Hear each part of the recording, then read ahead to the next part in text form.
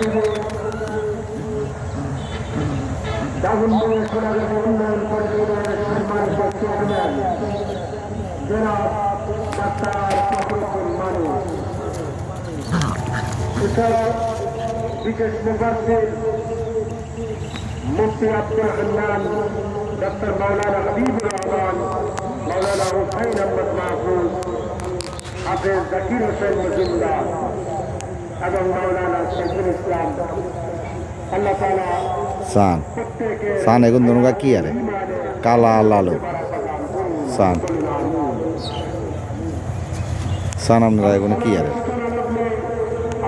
এগুলো যন্ত্রণায় অস্থির আছি সান না এ কালা এ লালু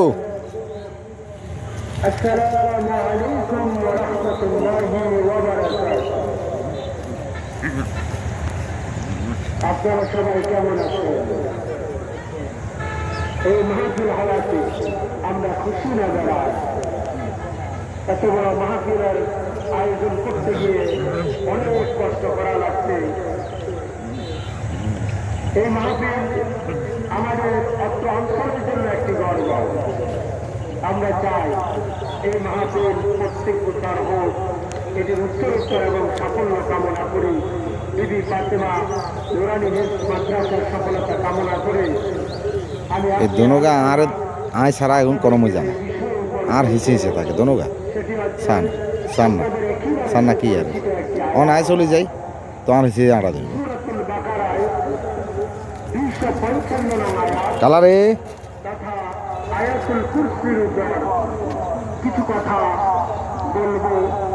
আল্লাহ তাআলা আমাকে বলার এবং আপনাদেরকে শোনার তৌফিক দান করুন। সম্মানিত ভাইরা,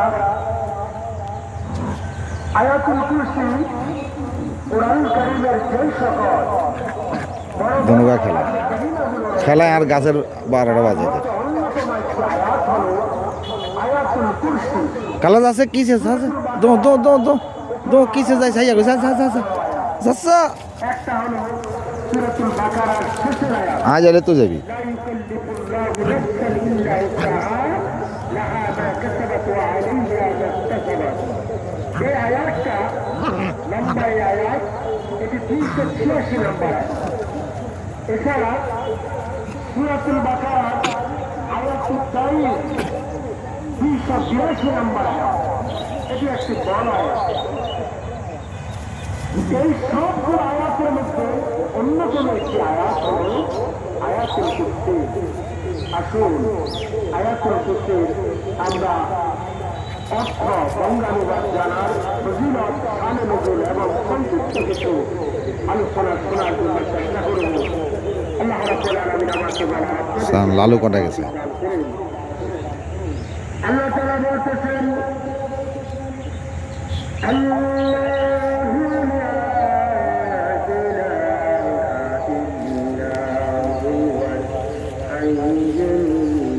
আজ এর গই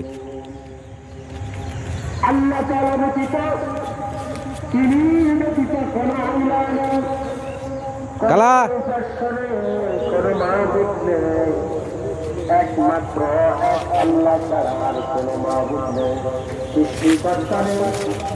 আল্লাহ ছাড়া রব্বুল আলামিন তিনি এক এবং দ্বিতীয় সূরা ইখলাসের মধ্যে এসেছে قل هو الله أحد الله কালাই আল্লাহ তাআলা তিনি এক বলুন রাসূল আল্লাহ এক এবং দ্বিতীয় তার কোনো শরীক নেই। আবার আমরা কালিমা পড়ে না ইলাহা কালা ইল্লাল্লাহু মুহাম্মাদুর রাসূলুল্লাহ।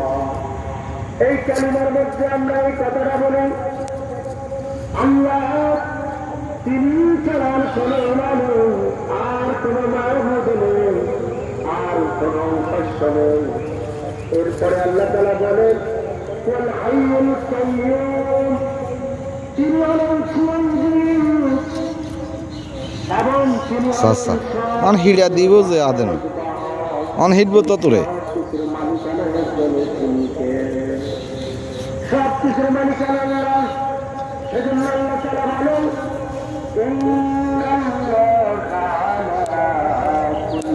কালায় কালায় থাক থাক থাক হ্যাঁ তো এই পৃথিবীতে যত